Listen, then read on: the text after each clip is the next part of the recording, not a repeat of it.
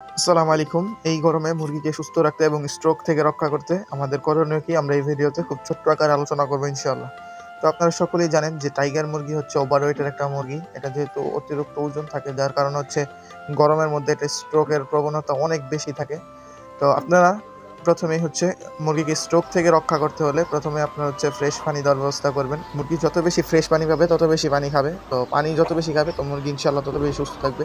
পানির সাথে আপনারা চেষ্টা করবেন ভিটামিন সি জাতীয় কোনো কিছু দেওয়ার অথবা গ্লুকোজ যা মুরগির শরীরকে বুস্ট করবে। ভিটামিন সি জাতীয় যেরকম লেবু হতে পারে, এছাড়াও রেনা সি হতে পারে, এছাড়াও বিভিন্ন টাইপের যে ভিটামিন সি রয়েছে আপনারা সেগুলো দিতে পারেন। এছাড়াও গ্লুকোলাইট ব্যবহার করতে পারেন। গ্লুকোলাইট খুবই ভালো মানের একটা ওষুধ। তো এরপরে হচ্ছে আপনারা চেষ্টা করবেন প্রতি ঘন্টায় ঘন্টায় পানিটা চেঞ্জ করে আপনি সাবমার্সিবল কিংবা মোটর যেটাই হোক ডিরেক্ট পানি তুলে দেওয়ার জন্য, যেহেতু নিচে থেকে ডিরেক্ট একটু ঠান্ডা ঠান্ডা পানি আসে।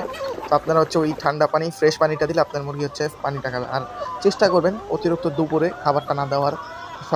সকালের মধ্যে খাবারটা দিয়ে দাও এবং একটু বিকেলে তাপমাত্রা কমে গেলে এরপর হচ্ছে আপনারা বিকেলে খাবার দেওয়ার। আপনারা যারা নতুন মুরগি পালন করছেন বিভিন্ন বিষয় জানেন না, আমাদের ইউটিউব চ্যানেলের প্রতিটা ভিডিও আপনাদের জন্য খুবই হেল্পফুল হবে।